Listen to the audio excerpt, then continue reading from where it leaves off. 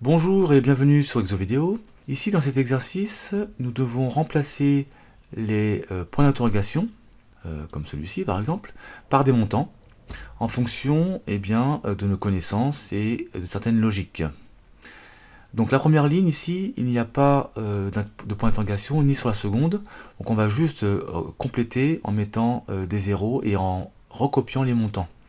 Donc 150 000 ici en charge variable, puisque les achats de marchandises sont par définition des charges variables, et 350 000 euros ici, puisqu'il n'y a pas visiblement de répartition à faire selon l'énoncé.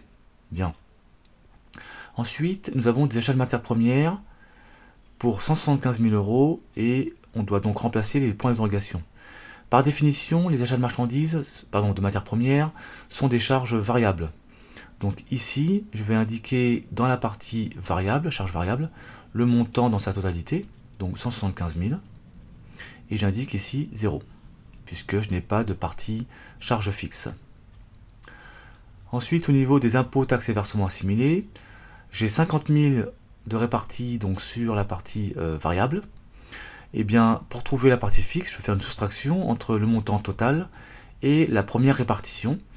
Donc 250 000 moins 50 000, ça me donne 200 000 au niveau de la colonne fixe.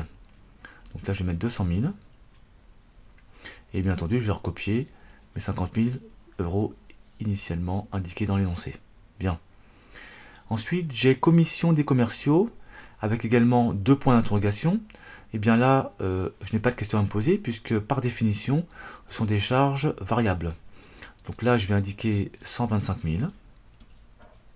Et à côté, je mettrai 0. Ensuite, j'ai des dotations aux amortissements d'un montant total de 200 000 euros. Et on m'indique qu'il y a une répartition de 5 000 euros sur la partie variable. Donc, par différence, c'est-à-dire 195 000, sera en partie fixe. Donc ici, je vais avoir 5 000. Et la différence, donc, ici, en partie fixe. Donc 5 000 en partie variable et 195 000 en partie fixe. Le loyer du local, on me dit qu'il est de 300 000 au départ. 285 000 sont répartis ici en fixe. Donc le reste, 15 000, ce sera la partie variable. Donc j'indique ici 15 000. Et là donc 285 000. Bien.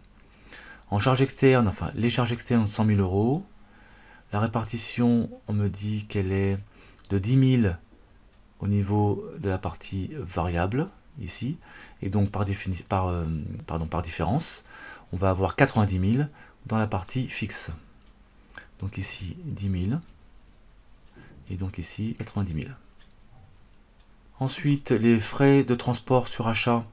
Eh bien, on m'indique 50 000 euros au total, avec deux points d'interrogation.